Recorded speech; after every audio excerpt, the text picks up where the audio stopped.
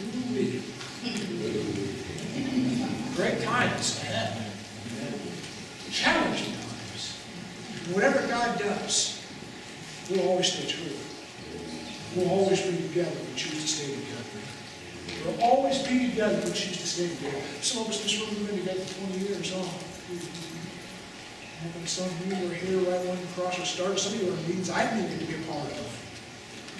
20 years, October 17th this year, Crossroads has been in existence. 20 years.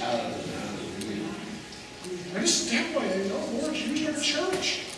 The Lord is using our church still. The Lord's still doing work from you. And there's still work to do. Don't drop out and say, oh, man, I'm up for that because I don't want to break. There's still work to be done. We still have ministries that have to be ran and that have to be attended to.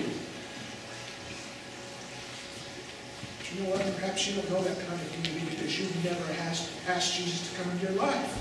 Perhaps you don't know that community because when you did ask Jesus into your life, nothing ever changed inside of you. If nothing's ever changed, you have to ask yourself, do you really know the Lord Jesus? Because I'm telling you, when He comes in, He makes a change. John says, now by this we know that we know Him, if we keep His commandments. He who says, I know Him, and does not keep His commandments, he is a liar, and the word is not in him. John says that by this we know Him, by the way we love one another. But whoever has the world's goods and sees his brother in need and shuts up his heart from him, how can he say the love of God abides in him? If you don't know that you know Jesus, you need to make it right. You will never experience ultimate unity until you're plugged in to the God that made everything and knows how it works. So I'm going to close in prayer, and I'm going to invite you guys to respond to the Lord. And Lord, I'll leave that business up to you. But you've got to make that decision. My dear Heavenly Father,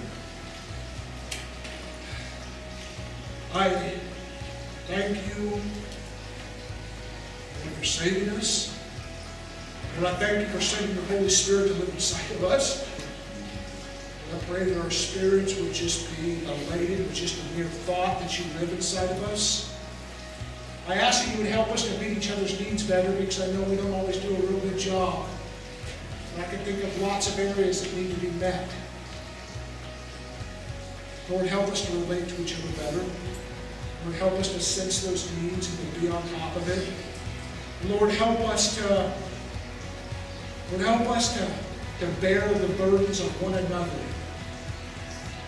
And for that soul that's never experienced the life-changing encounter of your Holy Spirit rushing inside of them and creating that sense of love that only comes from you, I ask that you help them today. Fill with your Spirit. To go forth in the power that you ordained for them to do. In your name I pray, Jesus.